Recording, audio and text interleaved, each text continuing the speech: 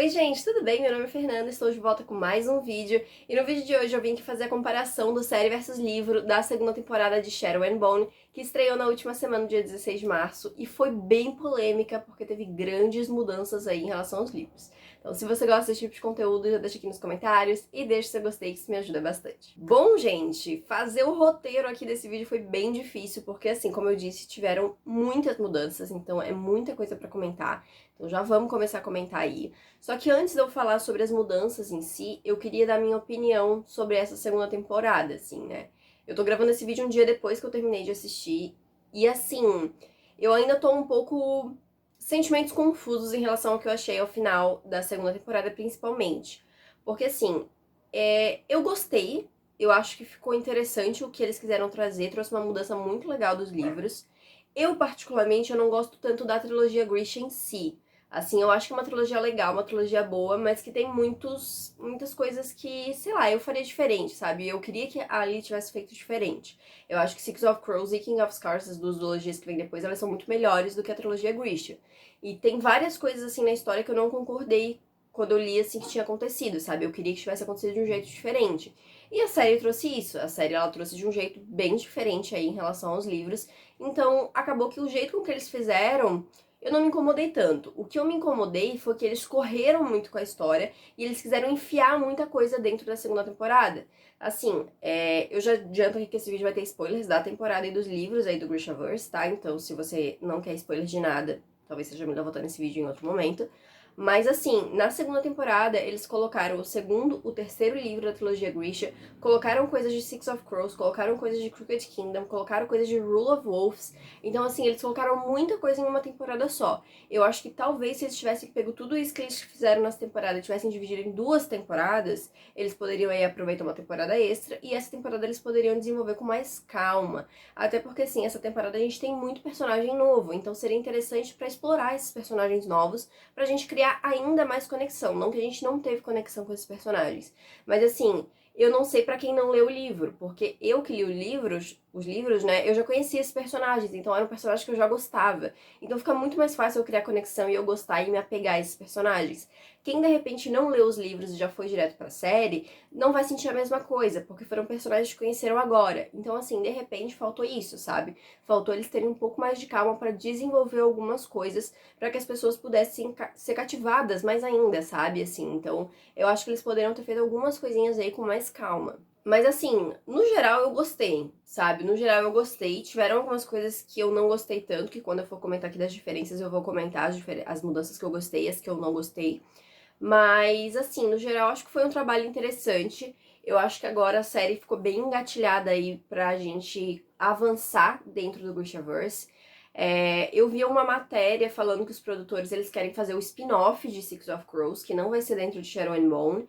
E assim, o final da temporada deixou tudo engatilhado pra gente ter a sequência aí já, né? Com Six of Crows e também dentro de Shadow and Bone a gente continuar a história aí com a história de King of Scars, porque tá tudo bem engatilhadinho assim pra gente continuar, apesar das mudanças, né? Então assim, acho que ficou bem interessante o jeito com que foi feito realmente.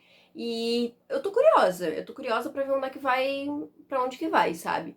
E assim, eu tava bem apreensiva com esse final, porque eu maratonei em 2 dias a série, né? Eu assisti 4 episódios na quinta e 4 episódios na sexta. E muita gente maratonou tudo na quinta, né? E aí eu vi a opinião das pessoas e eu vi muita gente que não gostou, porque mudou muita coisa, né? Então, assim, tinha muita gente que eu vi aí que detestou, assim, o final. Então eu já fui muito apreensiva assistir esse final de temporada. Eu acho que, de repente, por isso, assim, que eu acabei gostando, sabe? Assim, como eu falei, eu não acho que seja... Ai, eu não sei nem dizer se foi melhor do que a primeira temporada. Eu ainda não consegui processar aí as minhas ideias em relação a essa segunda temporada, mas eu acho que foi boa, sabe? Eu acho que trouxe bastante coisa legal e deixou aí super bem engatilhado pra gente continuar no futuro. Vamos começar então a falar sobre as diferenças, e assim, gente, daqui pra frente, spoilers da segunda temporada de Shadow and Bone. E assim, eu sou obrigada a comentar sobre todos os livros do Grishaverse. A trilogia Grisha eu vou comentar inteira, tá? Menos o livro 1, que aqui não tem impacto nenhum, então o segundo livro e terceiro livro da trilogia. A duologia de Six of Crows eu sou obrigada a comentar também, por conta de algumas coisas. E tem um detalhe de Rule of Wolves, que já aconteceu na série. Então, assim, já aconteceu, gente, mas eu vou comentar que acontece no livro de Rule of Wolves, quando chegar aqui eu falo. Então, se você não quiser spoiler de nada, talvez seja melhor voltar aqui nesse vídeo em outro momento. E esse vídeo eu separei, gente, eu vou fazer em 3 partes, falando sobre os Crows, sobre o plot Alina e sobre o final da temporada. O dos Crows eu já tentei pegar tudo que aconteceu na temporada com eles, assim, pra já deixar um pouco mais separadinho, mas eu separei assim porque eu acho que fica melhor pra explicar, porque como eu falei, é muita mudança, então assim, ficou um pouco complicado pra fazer aí esse resumo aqui, fazer esse roteiro desse vídeo sem ficar muito longo. Mas vamos começar então. Vamos começar então falando sobre os Crows, porque eles são o plot mais separado aí do resto, né? Apesar de que depois eles acabam se juntando, mas inicialmente o plot deles é bem separado. E assim, é importante relembrar que os Crows não estão na trilogia Grisha, né? Trazer eles pra essa história foi uma invenção da série. Eles começam a aparecer no Grishaverse a partir de Six of Crows mesmo. Então assim, a gente não tem a história deles. A maioria das coisas que acabam acontecendo, que aconteceram lá na primeira temporada, e algumas coisas que acontecem aqui foram invenção da série. Mas tem algumas coisas que acontecem nos livros e foram trazidas pra série já, adiantadas aí da história. Então assim, eu vou comentar as coisas que tem nos livros, tá? Mas foram adiantadas, e as coisas que não tem no livro e foi inventada aí pra série, né? Então assim, gente, logo no início do primeiro episódio, a gente tem o Cas e o Jasper conhecendo o Eastermond, ou o Nikolai Lentzov, que inclusive eu vou fazer um parênteses aqui pra dizer que ele estava perfeito. O Patrick, que é o ator que faz ele, é maravilhoso demais. Assim, tive todos os meus surtos assistindo o meu favoritinho aí na tela, entendeu? Mas enfim, eles conhecem o Eastermond ali logo no primeiro episódio. E a gente descobre até que foi o Eastermond que pagou o Driessen pra achar a Alina, né? Então todo aquele plot dos Scrolls na primeira temporada meio que só aconteceu por conta do Eastermond. Mas, assim, isso é algo... Essa parte do Eastermond de contratar os Crows não existe nos livros, mas o Cas e o Jasper conhecendo o Eastermond é algo que acontece lá em Crooked Kingdom, tá? É bem mais pra frente, assim, então... Eles acabaram adiantando isso e foi logo no início da temporada, sabe? Então, é uma mudancinha aí que eu acho que não impacta tanto, até porque eles precisavam conhecer para o que vinha no final da temporada, mas é isso, sabe? Outra coisa que tem nos livros e já foi trazido pra agora é a história do passado do Cas. A gente tem todos aqueles flashbacks mostrando o porquê do Cas ter tanta raiva do Pekka, né? Porque que tem essa inimizade aí. E assim, essa parte, gente, ficou igual mesmo. Eu não reli a duologia de Six of Crows agora pra poder fazer a comparação, porque eu não achei que eu ia precisar, né? Eu achei que ia ser que nem a primeira temporada que eles iam inventar um plot. Então, assim, eu só reli o segundo e o terceiro livro da trilogia Grisha. Mas eu reli a duologia ano passado, então tem muita coisa fresca na minha cabeça ainda. E pelo que eu me lembre, a história do Cas é igualzinha, gente. Até, tipo, os detalhes. Tipo assim, a menina com um laço vermelho no cabelo, sabe? Então, assim, toda essa parte do passado do Cas tem nos livros. E, assim, igualzinho. Eles conseguiram aí fazer uma adaptação muito boa. E também tem outro detalhe aí que a gente tem nos livros e já foi trazido agora, é o fato do Jasper ser um Grisha, ser um Duraste. Isso é algo que eu confesso que eu não lembro se é em Six of Crows ou Crooked Kingdom que é revelado. Eu até acho que é no primeiro livro, mas eu acho que é mais pro final do primeiro livro. Eu não tenho certeza aí. Quem lembra aí me corrige aqui nos comentários. Mas eles já trouxeram agora. E assim, eu não vi tanto problema com isso, porque eu acho que é algo que os fãs já estavam especulando. Principalmente porque tem uma cena da primeira temporada que tá o Jasper lutando contra o Ivan, que é um sangrador lá, braço direito do Darkling, né? E eu vou falar Darkling daqui pra frente, tá, gente? Acabou Kerrigan. Pra mim é Darkling, acabou. E ele tá lutando lá e ele consegue atirar no cara, tipo, 3 vezes no mesmo lugar e tal. E o Ivan, tipo, meio que dá a entender alguma coisa. Tipo, você é um... E ele apaga o cara, né? Então, assim, muita gente já começou a desconfiar disso. Tanto que teve até uma entrevista com o elenco e alguém perguntou, tipo, o Jasper é um Durashi. Então, era algo que já tava ficando um pouco óbvio. E, por causa do desenvolvimento do Jasper nessa temporada, era algo que a gente tinha que saber, né? Então, eu não me importei muito que essa mudança já foi feita e que isso já foi trazido. Eu acho que fez sentido aí com o que eles queriam trazer na temporada. E aí, outro plot bem grande, tá, que a gente tem aí dos Crows nesse início de temporada, é o plot envolvendo o Pekka Rawlings. E assim, gente, novamente, eu não reli agora, então eu não lembro bem certinho, mas esse plot aí, pelo menos na maioria, tipo, 80% desse plot, é de Crooked Kingdom. E eu fiquei chocada, gente. Eu fiquei chocada quando eu vi o que tava acontecendo, quando eu entendi realmente pra onde eles estavam indo. E eu pensei, cara, isso é de Crooked Kingdom. E ficou muito isso na minha cabeça, eu ficava o tempo inteiro, não, mas isso é de Crooked Kingdom. E no início eu até fiquei um pouco chateada deles já terem adiantado essa história. Mas eu acho que assim, depois da temporada finalizar, eu acho que ficou legal. E eu acho que dá mais margem pra acontecer outras coisas envolvendo o Pekka Rollins. Já vamos falar sobre isso, já vou desenvolver mais essa ideia aí. Mas assim, basicamente a gente tem aí na série eles voltando, né, o Jazz, o Cass e a Inês voltando pra Ketterdam e sendo acusados falsamente de homicídio. O Cass perdeu o clube e agora é o Pekka que manda, e eles têm toda essa questão, o Pekka quer matar eles. Enfim, a gente tem tudo isso e aí vai se desenvolvendo, a gente tem várias cenas que tem em Crooked Kingdom.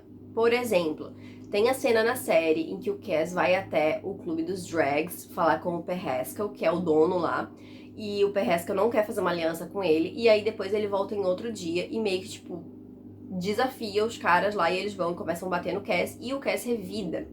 Essa é uma cena que tem muito parecida nos livros, só que é um contexto completamente diferente. Porque assim, gente, vou dar um contexto bem breve de Six of Crows. Nos livros, o Cass ele não tem o clube dele, não é o clube do Corvo. O Cass ele faz parte dos drags. Ele entrou quando ele era pequeno porque ele queria ter um lugar, ele queria aprender e ser alguém poderoso pra poder destruir o Pekka quando ele fosse mais velho. Então ele virou tipo o braço direito do Per Haskell. Ele era parte dos drags, só que assim, o Cass ele é muito mais incisivo, digamos assim, então as pessoas começam a ver ele muito mais como chefe do que o Per Haskell.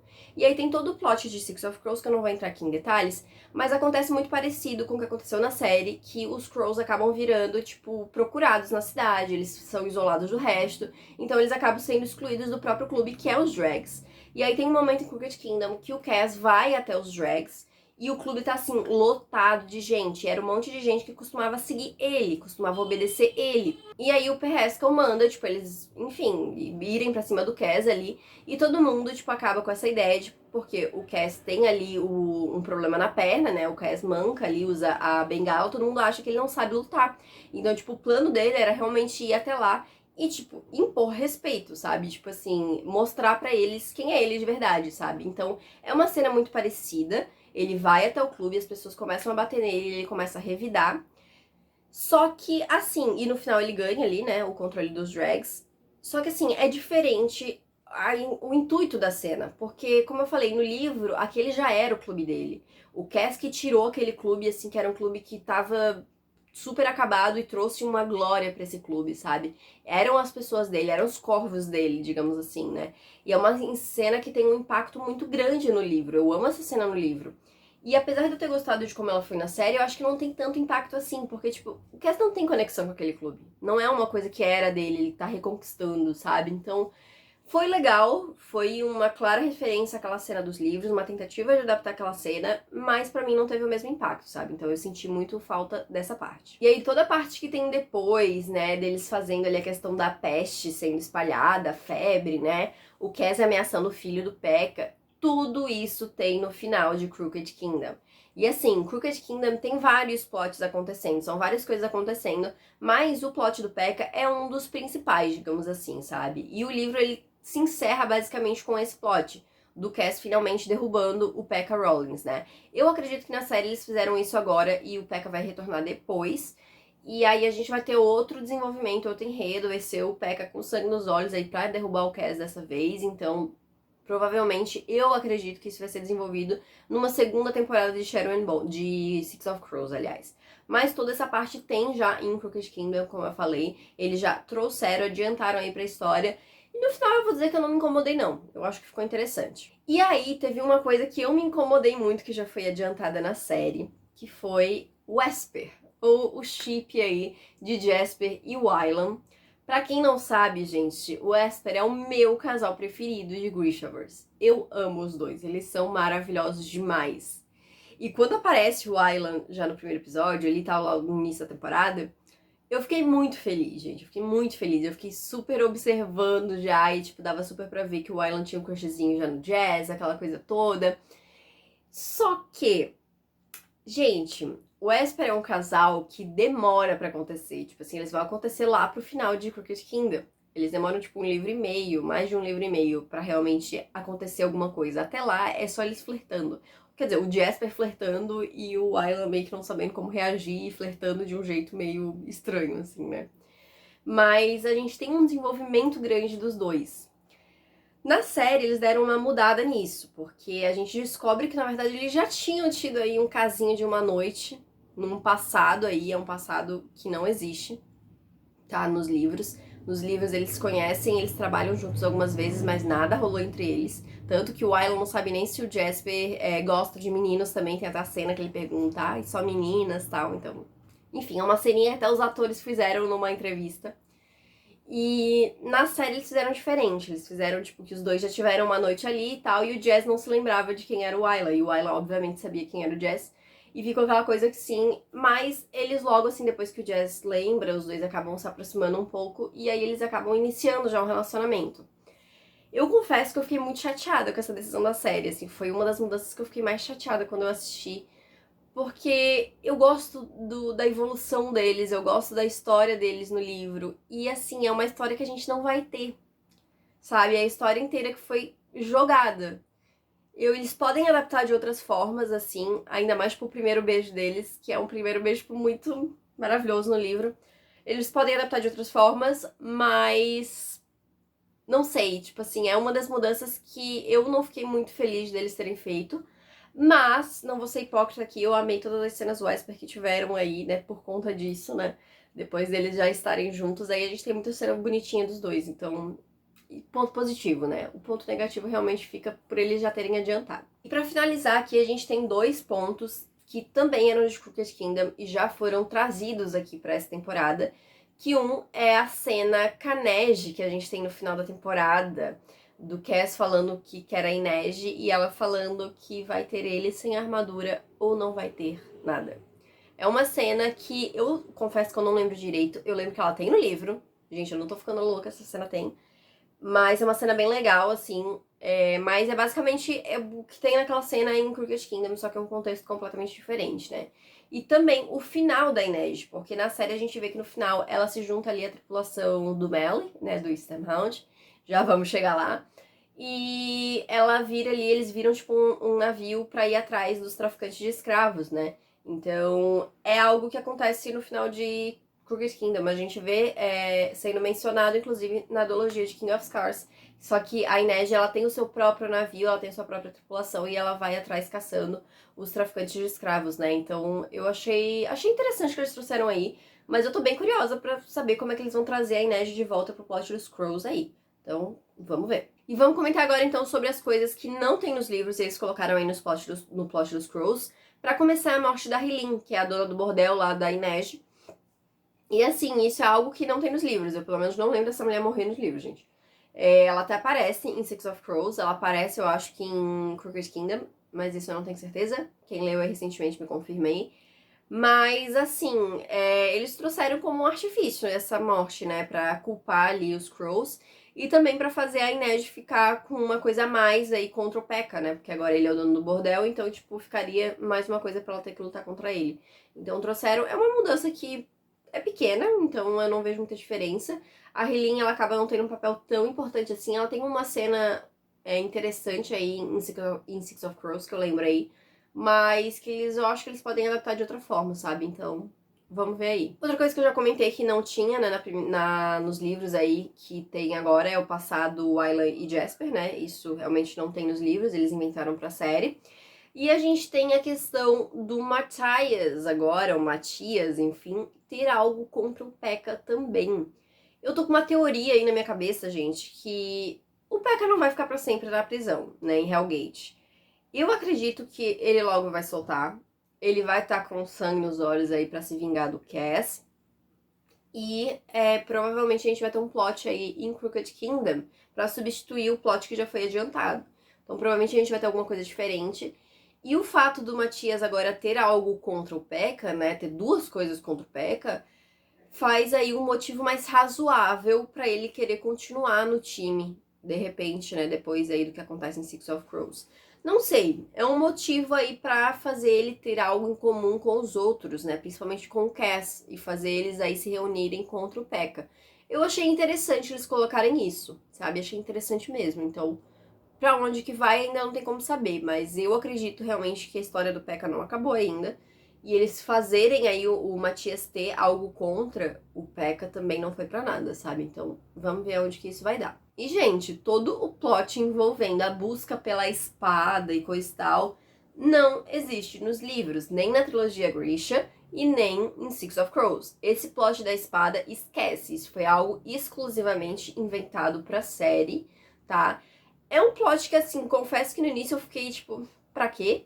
Mas eu entendo ali que tem todas as questões que foram desenvolvidas ali. Foi desenvolvido bastante a questão do Jasper ser um Grisha. Foi desenvolvida a questão do Cas em relação à vingança dele, em relação à Inej também. A Inej em relação ao Cas. Foi também desenvolvido um crush que o Tolly agora tem na Inej. Achei estranho, mas ok, vamos ver onde que isso vai dar. Foram desenvolvidas essas questões, né, gente? O reencontro da Zoya com a Nina. Então, assim, a gente tem várias coisas sendo desenvolvidas nesse plot. E a gente tem depois, né, a Inej maravilhosa usando a espada pra salvar a Lina, perfeita, maravilhosa, muito rainhazinha mesmo, a Inej. Mas, assim, o plot em si, nada sobre essa espada não tem, tá, gente? Assim, em livro nenhum existe esse lance da espada. Mas no final até que eu achei legal, assim, até que achei que foi um jeito interessante pra misturar aí os Skrulls com o resto do pessoal, com o resto do elenco, né? Realmente misturar todos os plots. Achei interessante. Vamos então para a parte central da série, deveria ser a central, né, que é o plot Alina, que é a nossa protagonista aí da série. Apesar de que a gente tem muito destaque para os Skrulls aí nessa temporada, a Alina eu achei que até apareceu um pouco menos, mas é o plot central. Mas a gente já tem uma grande mudança em relação ao início, tá? E eu vou comentar como é que é no livro e como é que foi na série. No livro a gente tem a Alina e o Melly lá em Nova Zem, né? Eles estão ali trabalhando, estão juntando dinheiro e eles vão ficar se mudando o tempo inteiro pra despistar e pra fugir do Darkling, que eles sabem que estão vivos, que ele tá vivo, né?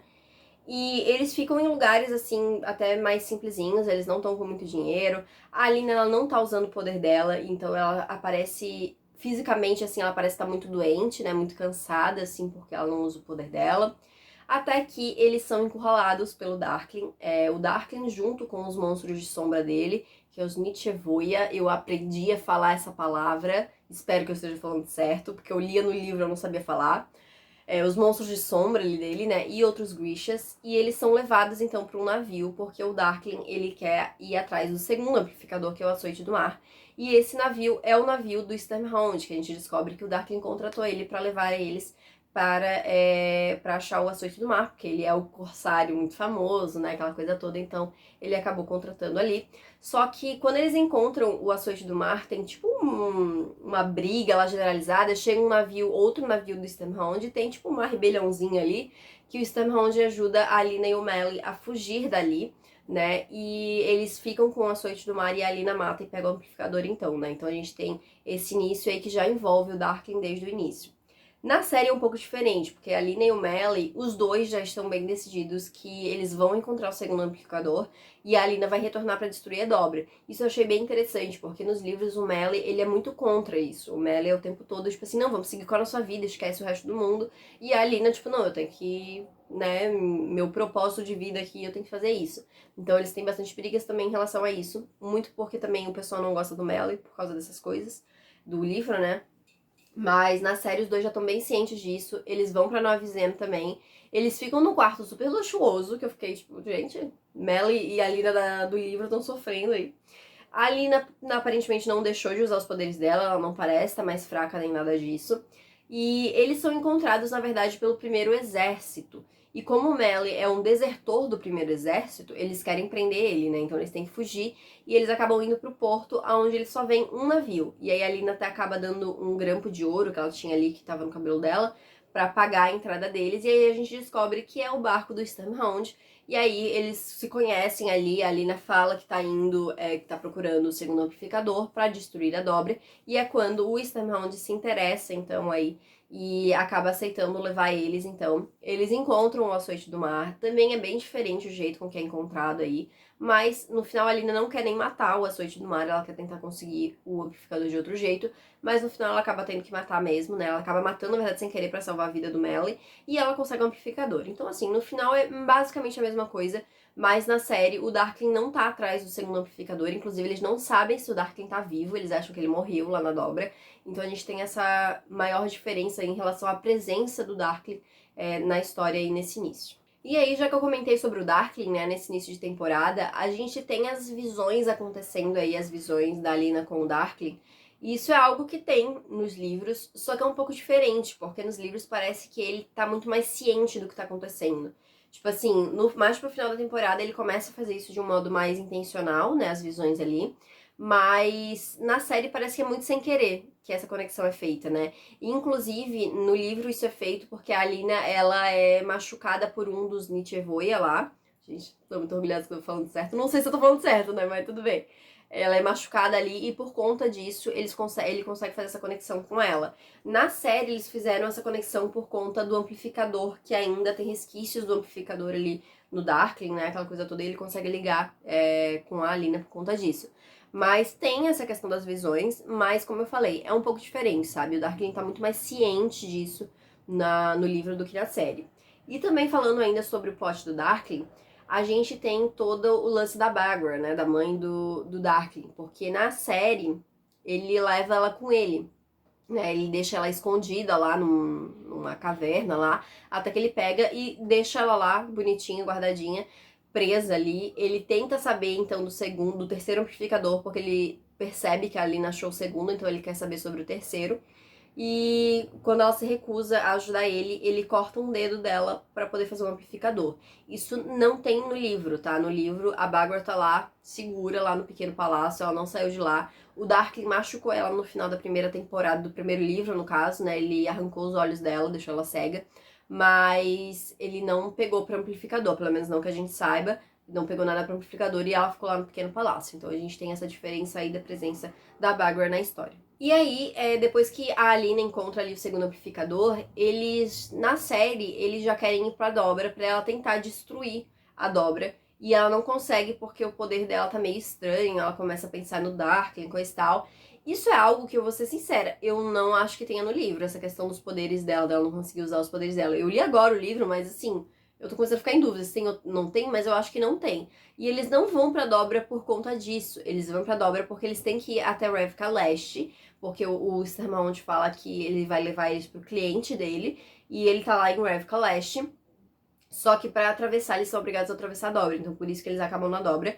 Mas, no fim, acaba acontecendo mais ou menos a mesma coisa, porque eles acabam tendo que aterrissar forçadamente aí, e chega o primeiro exército pra encurralar eles. E aí é nesse momento que a gente tem a introdução, a apresentação oficial de Nikolai Ledzov. E assim, essa cena ela ficou muito igual, série e livro, tá? Porque nos dois eles têm que pousar ali bonitinho e tal. Só que a gente tem uma diferença, porque nos livros o Nikolai ele se disfarça fisicamente pra ser o Stormhound. Então, tipo, a cor do cabelo dele é diferente, parece que ele tem o nariz quebrado, então tem algumas coisas diferentes. E a Alina ela é estranha, porque quando eles vão pra Dobra, ela meio que não consegue ver o rosto do Stormhound, ela reconhece por conta da voz. E aí depois que eles aterrissam, ela olha pra cara dele e ela, tipo, quem que é essa pessoa? E aí, quando ele começa a falar, ela reconhece que é o Stormhound, mas ela começa a ficar muito confusa. E aí chega o primeiro exército, eles querem ali que eles se rendam ali, né, digam quem são eles e tal. E aí o Stormhound tira, né, o casaco que tava por cima, mostra o uniforme do primeiro exército e se apresenta como Nikolai Ledzov, né. E é a mesma coisa na série, a gente tem basicamente a mesma cena, tirando essa coisa do disfarce, e a cena termina também do mesmo jeito, que é a Alina dando um soco aí no Nikolai.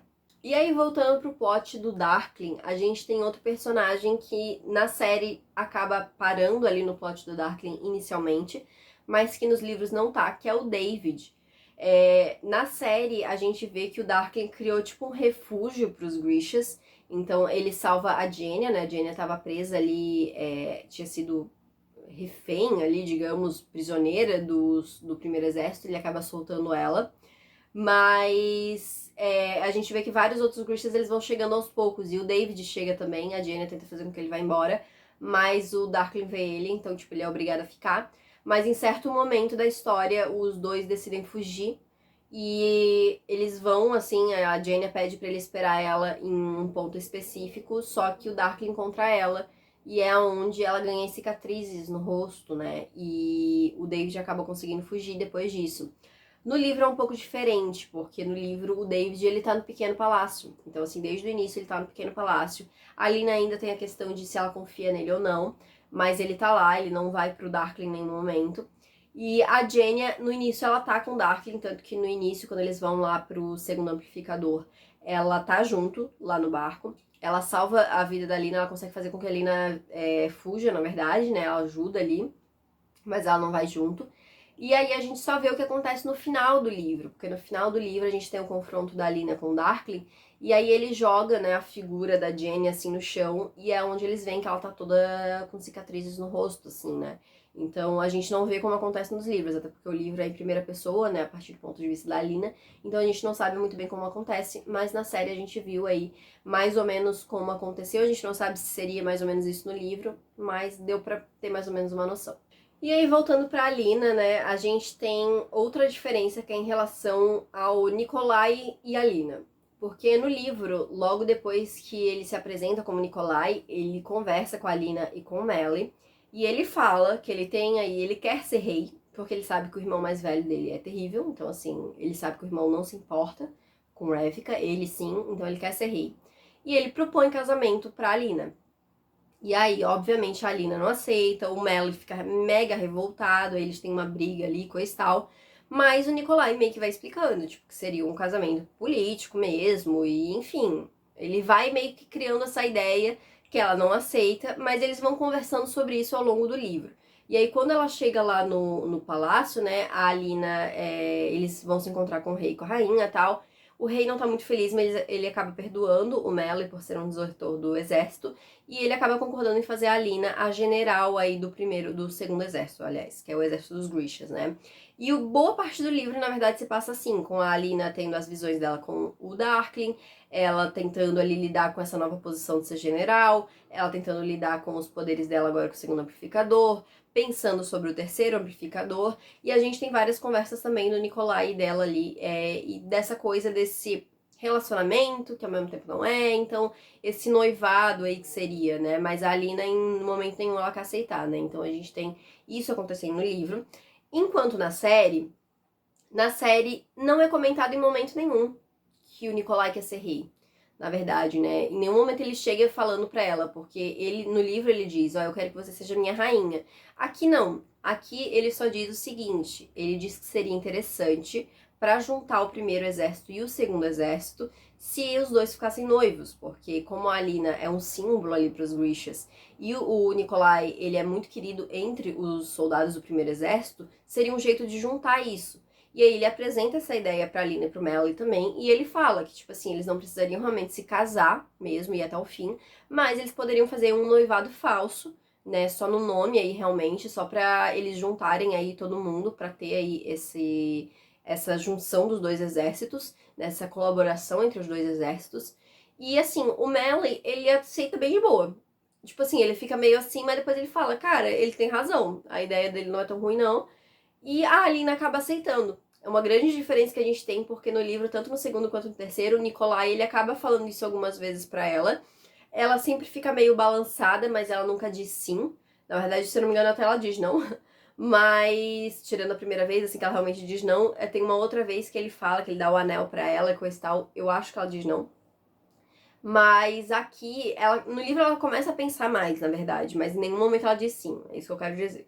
Na série, ela diz sim, ela aceita, o Nikolai anuncia então o noivado deles publicamente, e é isso, né, a partir do noivado dela ali com o Nikolai, que ela é transformada então na general ali do segundo exército. Aí, gente, no livro, logo mais pro final do livro, a gente tem a Alina e o Melly brigando bastante por conta dessa coisa da aproximação dela com o Nikolai, a ideia de repente ela ficar noiva dele.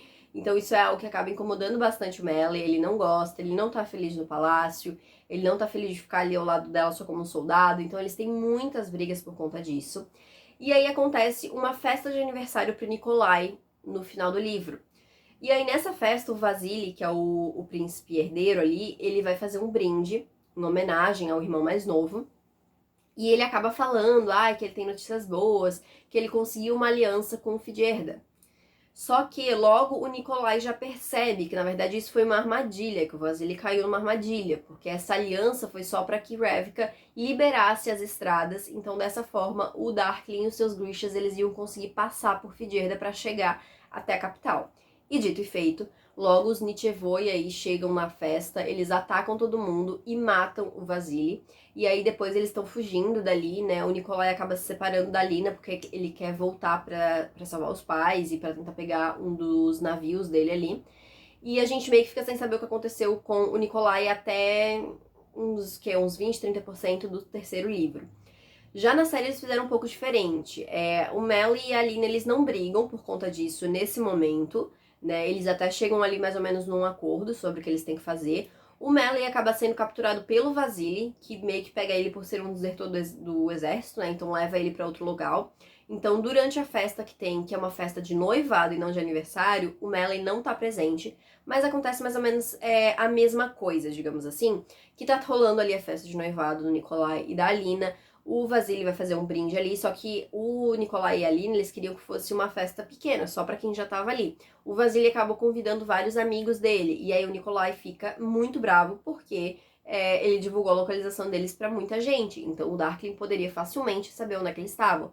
E, novamente, dito e feito, bem quando o Vasily estava fazendo um brinde, assim como no livro, aparecem aí os Nichevoia, né? Matam o Vasily e matam o rei também.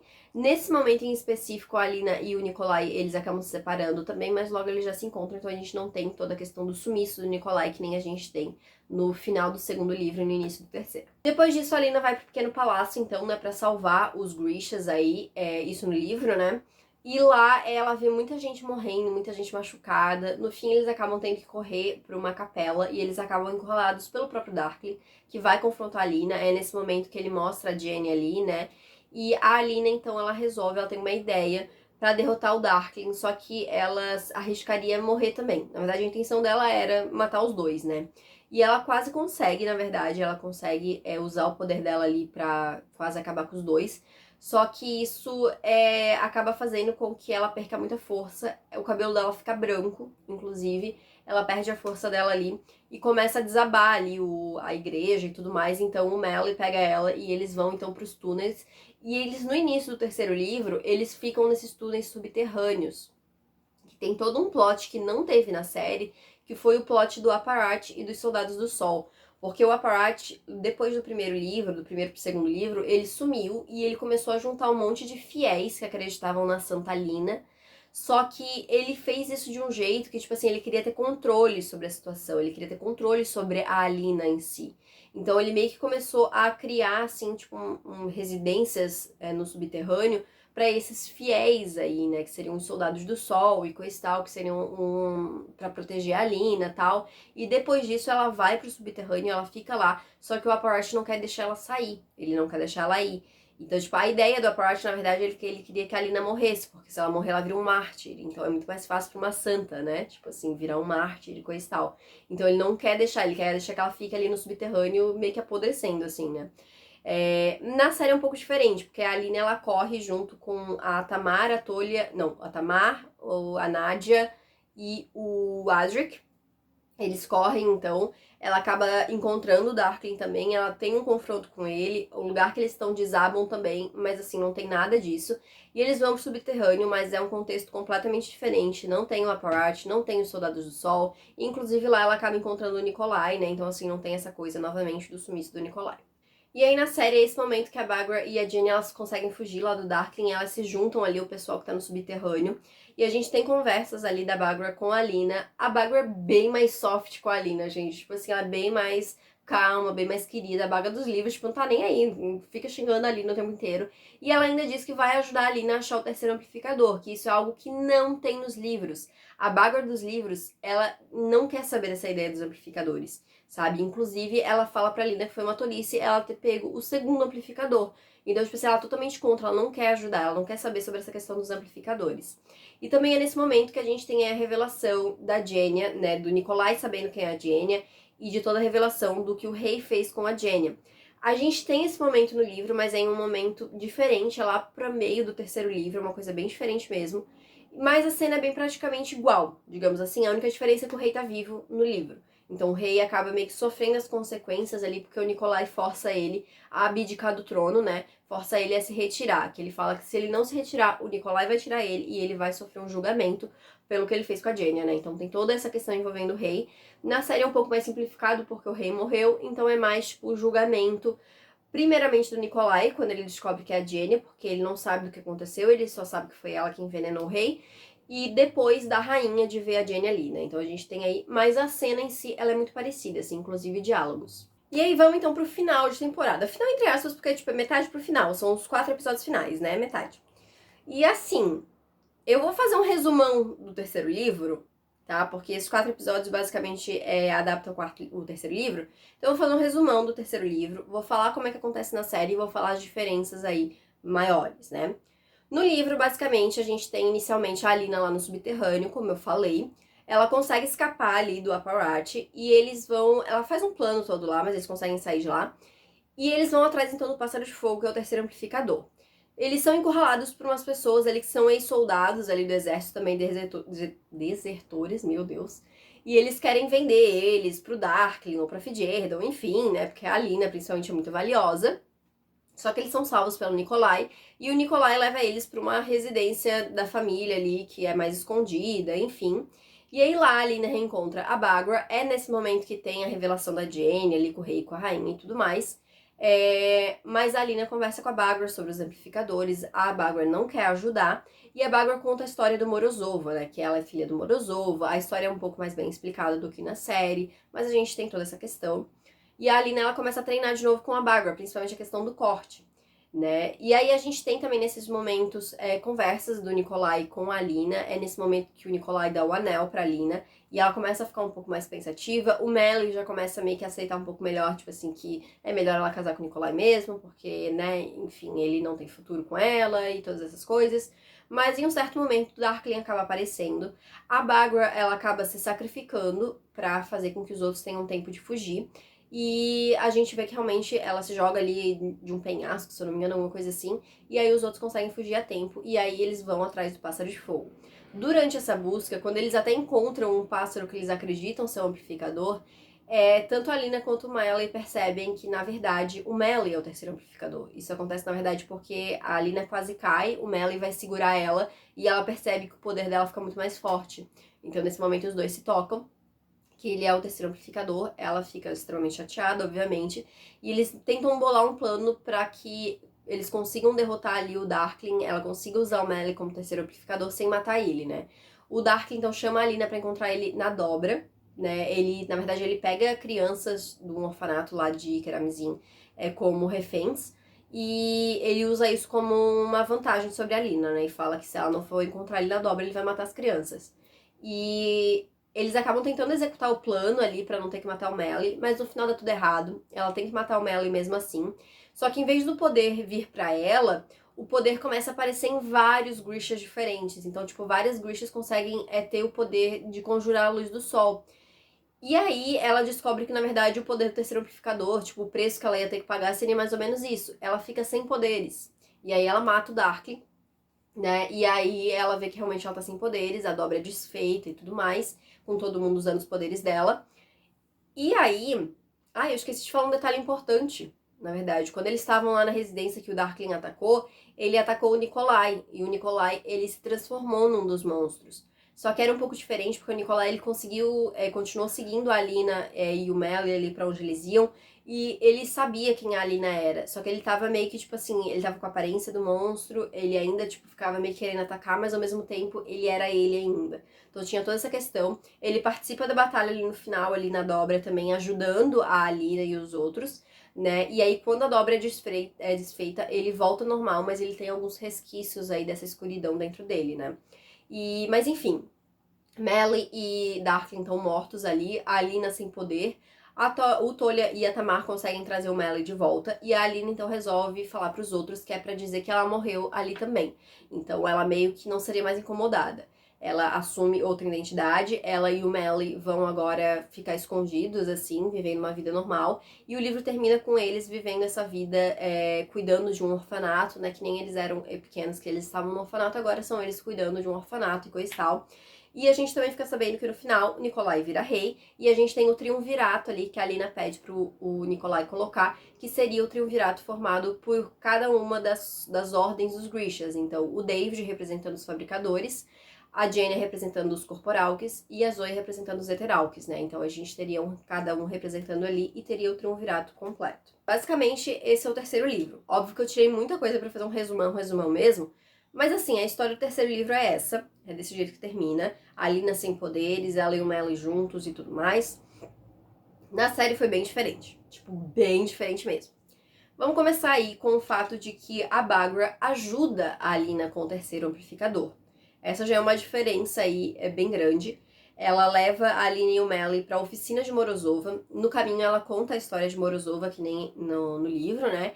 Só que ela começa a instigar um pouco o Melly para saber como é que ele encontrou os outros amplificadores. Ela começa a instigar mais sobre a história de vida dele. E é ela que descobre, então, que ele é o terceiro amplificador, né? Que ele seria, então, parte da linhagem da irmã dela que deveria ter morrido. E ela sempre desconfiou que a irmã dela não morreu de verdade, né? Então, ela acaba tendo essa grande plot twist aí, vem da Baghra, né? Essa foi uma mudança que eu confesso que, assim, eu não gostei tanto, porque no livro eu acho que foi mais bem feito. Eu gosto do jeito com que a Alina e o Melly, eles se tocam que ele é o terceiro amplificador. Eu acho que é um momento de tensão, assim, e os dois percebem e eles ficam chocados. E é tipo assim, é isso, não tem o que fazer a partir de agora. Então eu gosto do jeito com que é feito no livro, sabe? Eu acho que é um plot twist que é muito bem entregue pro leitor, sabe? E eu acho que perdeu um pouco do impacto na série, sendo a Baghra quem revela, sabe? Porque não ficou aquela coisa de tensão também. Ficou, ela começa a instigar, tu começa já meio estocado do que ela tá falando, e aí logo depois, tu é o terceiro amplificador. Então não tem tanto o impacto realmente que tem no livro. Então essa parte eu preferi no livro do que na série. E aí depois disso a Baghra fica pra trás pra se sacrificar ali, né, pra conseguir salvar a Alina da conexão que ela tava tendo com o Darkling ali. Ela corta a mão do Darkling, isso não é algo que tem no livro, tá? Isso é algo exclusivo da série. Mas no final acaba do mesmo jeito, com a Baghra morrendo nos dois casos, né, porque a Baghra também se sacrifica lá pra fazer com que os outros fujam, né. Mas enfim, depois disso que a Alina e o Melly, eles se reúnem com o resto do pessoal ali do primeiro exército, né, ela acaba contando ali, ele acaba contando pra ela, né, a questão do amplificador, e ela acaba contando pros outros. E eles bolam um plano pra fazer com que o Melly não precise morrer, né? Então, a Tamar, junto com o David, eles dão uma ideia, né, de fazer o coração dele parar por um tempo. E o David usaria um fragmento de osso do Melly pra criar um amplificador. Então, quando ele morresse, a Alina ia conseguir retirar o poder desse amplificador, utilizar o poder, e aí depois a Tamar trazia ele de volta. Gente, eu sempre confundo Toll e Tamar, tá, gente? Assim, por isso que eu tô errando tanto. Mas enfim.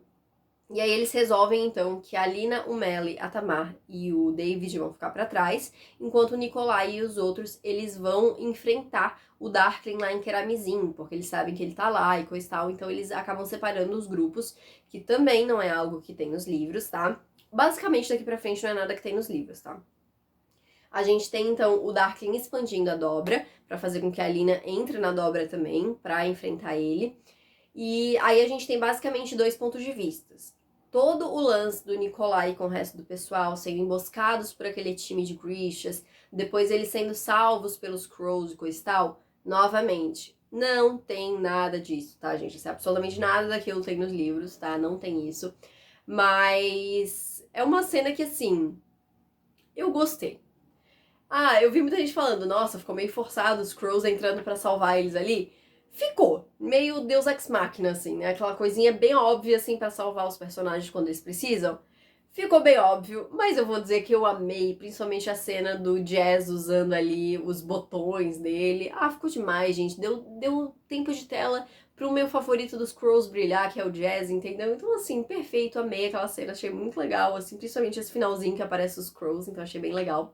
E enquanto isso, a gente tem a Alina, o Melly, sendo salvos pela Inej, que aparece ali com a espada, né, que eles conseguiram recuperar lá no outro plot. E eles, junto com a Zoya e a Nina, vão pra Dobra então, né? E aí, gente, lá a Alina, ela tenta destruir a Dobra sem matar o Melly, né? Tipo, basicamente o Melly segura nela e ela começa a usar. E isso foi algo, gente, que eu juro, eu pensei desde quando eu li o livro. Por que que o menino só não pode segurar o braço enquanto ela tá usando, enquanto ela precisa? Ele amplia o poder dela, ela destrói a Dobra e ele continua vivo? Gente, solução óbvia, pelo amor de Deus.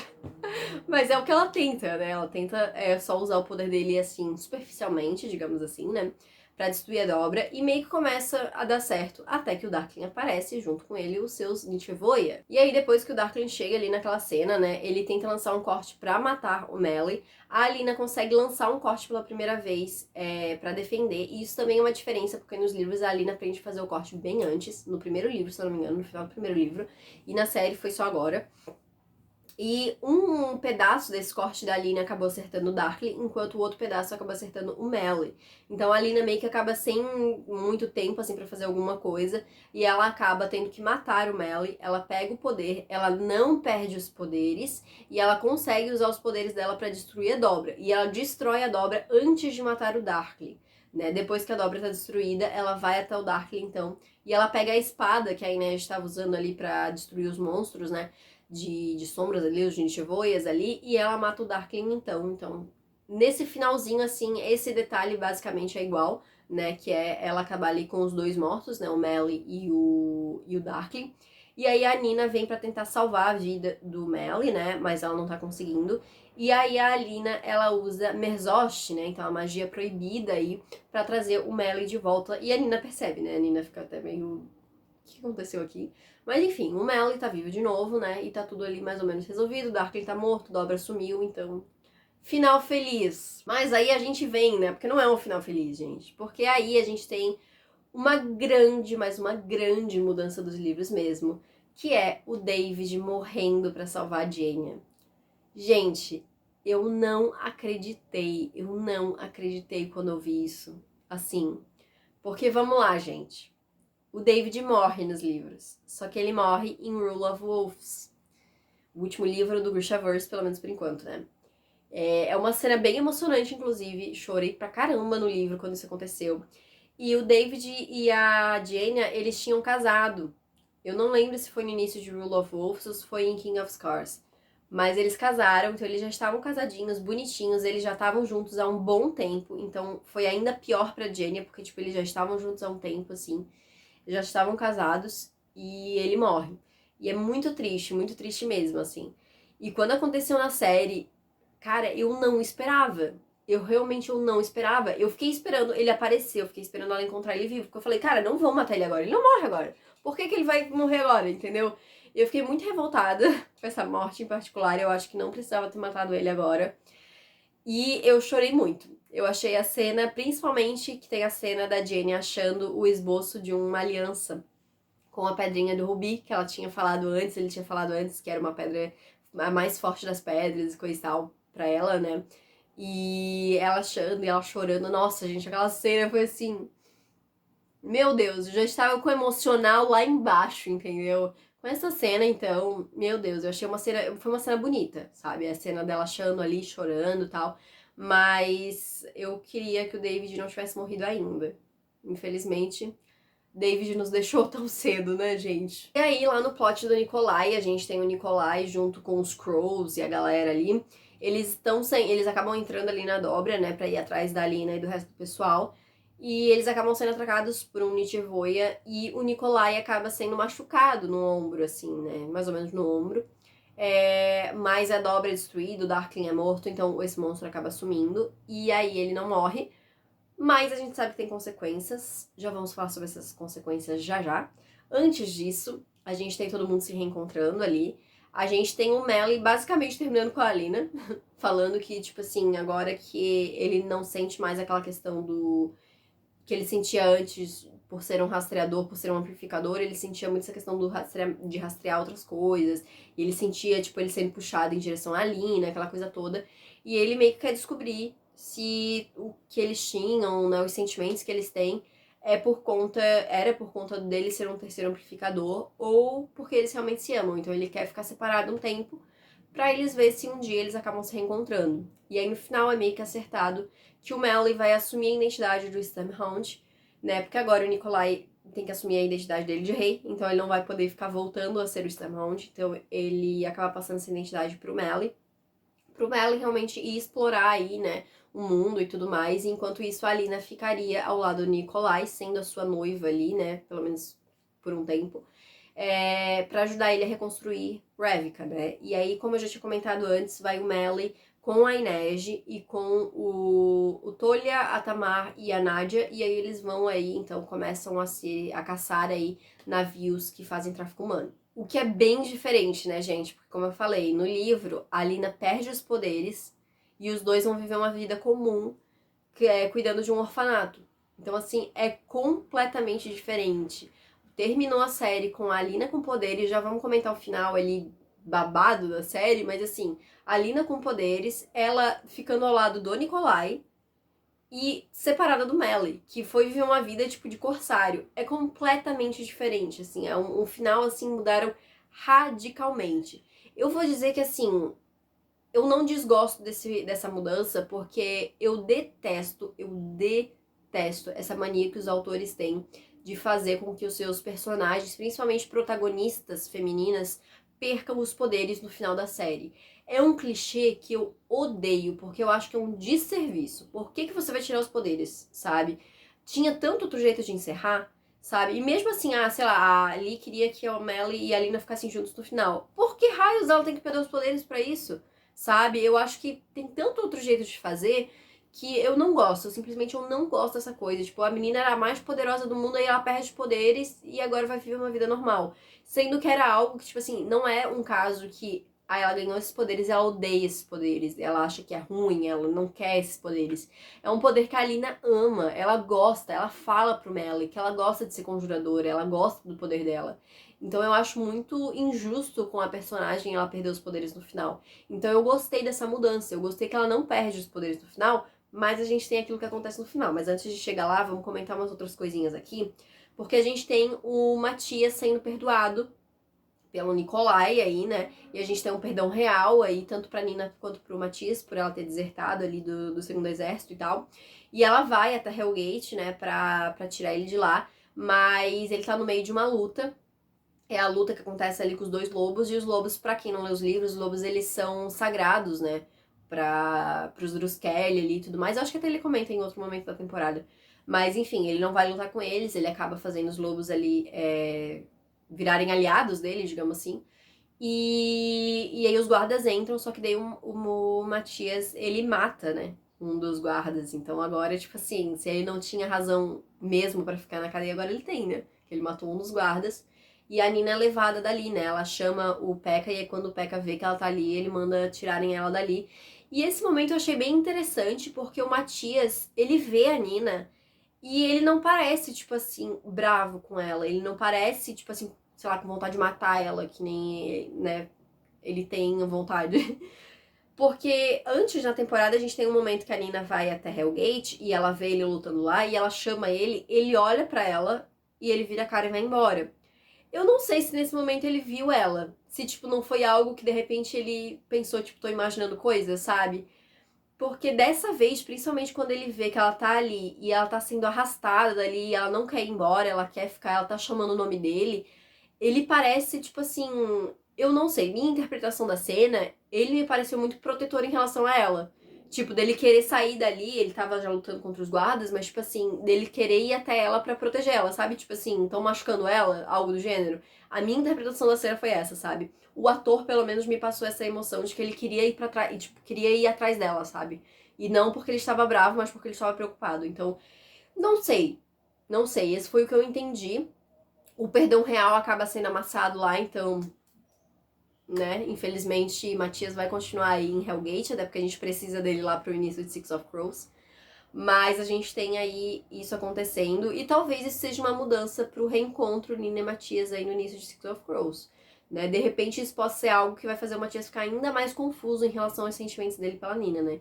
Vamos ver aí, a gente vai ter que esperar aí Six of Crows pra ver o que vai vir aí nesse plot Nina e Matias. E aí a gente vai lá pra Ravnica, né? A gente tem a coroação do Nikolai que está prestes a acontecer. A gente vê só nesse momento o que aconteceu realmente com o ferimento dele. A gente vê que o ferimento tá começando a sair, tipo, que nem o Darkling quando ele usava a magia proibida ali, criava tipo umas veias pretas assim no pescoço, no rosto dele. Tá meio que essas mesmas veias saindo desse machucado dele nas costas. E aí quando ele olha no espelho, ele vê o monstro, ele vê o tipo Nichevoia, e aí logo depois ele vê ele mesmo. E isso é algo muito importante pra King of Scars, gente. É o plot central de King of Scars, é o fato do Nikolai ser o rei monstro, né? Que é o King of Scars, que é o rei que se transforma num monstro e ele tem que lidar com isso, ele tem que fazer com que as pessoas não descubram que ele se transforma nesse monstro. E, gente, eu achei muito engraçado porque eu tava assistindo a série e não acontecia o momento do Nikolai ser machucado e já tava, tipo, a Lina destruindo a dobra e coisa e tal. E eu fiquei tipo, cara, o Nikolai tem que ser machucado. Perdoe, Nikolai, não quero que você fique machucado. Mas assim, é o plot de King of Scars. Pra King of Scars acontecer, a gente tem que ter o Nikolai nessa situação. E infelizmente é uma cena, inclusive, no livro, que eu prefiro no livro, inclusive, tá? A cena dele sendo machucado, porque eu acho que é muito mais emocionante. Eu quase chorei lendo, tá? Vendo o meu reizinho ali sendo machucado, tadinho. Mas é uma cena que eu prefiro no livro. Mas eu tava agoniada, tipo assim, não vai ter a cena, meu Deus, como assim ele precisa se machucar? E aí quando eu vi o monstro enfiando aqui, eu, tá pronto, tô tranquila. Até o final do episódio vão mostrar esse machucado e realmente mostraram. Como eu falei, é algo que vai ser explorado aí pela frente, então vamos ver aí. E logo em seguida disso, a gente tem o Nikolai indo falar com a Lina, né? E aí depois entra a Jenya e a Zoya. E inclusive eu vou deixar aqui a minha reclamação, gente. A gente não teve uma interação Zoyalai? Que palhaçada é essa, gente? Meu segundo casal preferido do Grishaverse? Assim, pra quem não leu os livros aqui, já falei que ia ter spoiler dos livros, né, gente? Mas a gente tem esse casalzão, entendeu? Eles não têm uma troca, um diálogo. A única coisa que a gente tem é a Zoe olhando ele e falando, eu poderia cuidar dele. E acabou! Gente, eu queria uma conversa, uma referência, entendeu? Que, tipo assim, vai ter, entendeu? Cadê? Zoyalai, a gente quer Zoyalai isso aqui. A gente querendo. Eu não sei nem o nome do chip do Nikolai com a Lina, não quero Zoyalai, entendeu? Esperar a próxima temporada aí. Inclusive, eu falei de referência a Zoyalai. Vocês repararam aí? Eu acho que sim, porque foi uma coisa bem óbvia, ficou bem fácil de reparar. Mas vocês repararam numa abelhinha pousando na Zoya lá na dobra depois de destruída, né? Importante pra King of Scars. Quem não leu o livro, só fica aí no ar que essa abelhinha não apareceu ali pra nada, tá? Não foi uma figuração ali. Ela tem um motivo pra ela estar ali. Mas, enfim, depois dessa cena aí a gente tem a Jenya, a Alina e a Zoya conversando. E a Alina fala do triunvirato. E aí ela fala que o triunvirato seria ela, a Zoya e a Jenya. Eu achei interessante, mas assim, não superei a morte do David ainda, entendeu, gente? A Alina não era pra estar ali no triunvirato, gente, chorando. Mas enfim, eu gostei muito da amizade das três ali. Eu gostei muito desse final das três juntas ali, achei bem legal. Até porque no início a gente tem aquela desavença entre a Lina e Zoya, né? Então eu achei bacana, assim, já ter esse final delas amigas. E eu achei as três lindíssimas nesse final. Eu não gostei do vestido da Lina, eu achei o pior de todos. Mas assim, as três estavam muito bonitas, achei elas maravilhosas. Zoya, rainhazinha demais, também tava perfeita. E aí depois a gente tem a cena final da série, que é intercalada com uma cena dos Crows. A gente tem uma cena do Nikolai sendo coroado, e de fundo a gente tem o Cass falando que eles receberam uma nova oportunidade de emprego, que seria a mais rentável que eles tiveram até então, que surgiu uma nova droga no mercado, que se chama Jurdaparem. Quem leu os livros nessa hora já tava aqui, né? Meu Deus do céu, que é o plot de Six of Crows. E que esse cientista que criou essa droga, ele foi pego pelos Fidgerdanos e foi levado preso. E aí a gente fica... A emoção que a gente vai ter. O heist aí, gente. Meu Deus, gente, eu tô muito emocionada com esse futuro Six of Crows. Mas ele vai falando sobre essa droga e ele fala que se os Grishas tomarem é muito poderosa porque aumenta os poderes deles e eles ficam descontrolados. E aí corta para eles lá na coroação do Nikolai e tem uma Grisha que a gente não sabe quem é usando essa droga e ela simplesmente, ela quase mata todo mundo. Ela começa a parar o coração de todo mundo começa a sair sangue pela boca ali, coisa e tal, até que a Alina consegue usar o corte pra matar essa Grisha, né? E aí, simplesmente, a gente tem o maior plot twist, que é que simplesmente o corte da Alina ali saiu num tom escuro, saiu em tom de sombras e não na luz que ela sempre mandou. Ou seja, a Alina com o poder do Darkling, gente. E termina ainda ela dando um sorrisinho meio malvado, né? Um sorrisinho de gostei disso aqui. Talvez vamos ter a Alina vilã na próxima temporada. Gente, esse pra mim foi o maior plot twist que poderia. Eu nunca ia imaginar. E eu vou dizer pra vocês que, assim, é uma coisa que quando eu tava relendo agora os livros, eu tava pensando que eu ia amar muito ver, tipo assim, uma versão da história em que a Alina virasse vilã junto com o Darkling. Sabe? Tipo, dos dois virarem vilões, assim. Eu ia amar ver a Alina vilã. E eu acho que a gente vai ter isso. E, assim, esse é um plot que pode ser misturado aí em King of Scars, porque King of Scars a gente tem toda uma questão, eu não quero dar spoiler de King of Scars porque eu não falei até agora, então vamos deixar imaculado ali, mas a gente tem uma questão sobre os poderes do Darkling serem comentados e serem falados ali, coisa e tal. De repente isso pode ser explorado com a Alina, e ela tá sendo trazida aí nesse papel de vilã. Porque uma coisa que eu também fiquei meio assim, porque a Alina ainda tá no papel de noiva do Nikolai. E um dos plots centrais de King of Scars também é o fato de que o Nikolai precisa achar uma esposa. Então tem toda uma coisa envolvendo uma princesa de outro reino, aí tem coisa com a Zoya e coisa e tal, então tem todo esse lance aí acontecendo. E eu fiquei pensando, como é que eles vão resolver isso se a Alina já é noiva do Nikolai? Mas se eles colocarem ela nessa posição de vilã, o Nikolai fica aberto aí pra casar com outra pessoa, né? E aí temos. Pode ser um momento, porque como o Nikolai é muito próximo da Alina, os dois são amigos, né, ali, e o Nikolai tem uns sentimentinhos ali pela Alina. De repente, com isso acontecendo, ele vai se aproximar da Zoya, que é o que a gente precisa que aconteça, né? Então, assim, gente, a minha cabeça tá cheia de teoria. Então, eu não sei o que vem por aí. Achei esse final bombástico, extremamente diferente dos livros.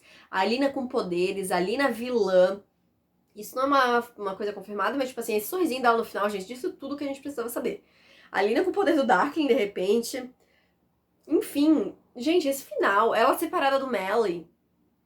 De repente, esse plot do Jurdaparin e da Alina virando vilã seja o que precisa pra trazer o pessoal lá do Melly de volta, né? De repente o Nikolai consegue, tipo, mandar pra ele, ó, a Alina ficou louca aqui e volta. E por causa desse lance do Jurdaparin, a Inês volte lá pra Ketterdam. Não sei, pode ser que algo aconteça assim, porque agora eu quero saber como é que tudo vai se encaixar pra seguir aí os plots. Obviamente a gente sabe que não vai ser igual, mas assim, eu tô ansiosa, gente. Vou dizer que eu tô bem ansiosa. Gente do céu, terminei de fazer essa comparação. Não sei quanto é que tá tempo desse vídeo aqui depois de editar, mas eu sei que eu falei muito, mas é porque assim, gente, a temporada inteira é diferente, como é que eu vou fazer isso resumido? Não tem como, entendeu? É muita coisa pra comentar, é muita diferença entre o livro e a série, mas como eu comentei, eu achei que no final ficou interessante. Eu ainda não me decidi se eu gostei, se eu mais gostei do que desgostei, mas eu acho que sim. Porque eu achei esse final tão interessante, com essa coisa, essa pegada ali na vilã. Eu acho que pode ser consertado muita coisa que eu não gostei em Shadow and Bone, sabe? E pode dar um desenvolvimento bacana pra Malina acontecer no final. Eu não gosto do chip Malina nos livros, eu não gosto do Melly dos livros, mas assim, o Melly da série é 100% melhor do que o Melly dos livros. E eu até shippei eles os dois, sabe? Então assim, vamos ver, mas eu achei promissor. Achei bem promissor. Mas me conta aqui nos comentários o que vocês acharam, se vocês já assistiram toda a temporada, se você só tá aqui pra pegar spoiler mesmo. O que vocês acharam, se vocês concordam ou não concordam comigo, se vocês preferiram a série ou os livros. Deixa aqui também o seu gostei, que isso me ajuda bastante. Se inscreve no canal se você ainda não é inscrito, não esquece de ativar o sininho pra não perder as notificações. E me segue lá no Instagram também pra continuar acompanhando o meu conteúdo literário. Então é isso, gente. Muito obrigada por ter assistido e a gente se vê no próximo vídeo.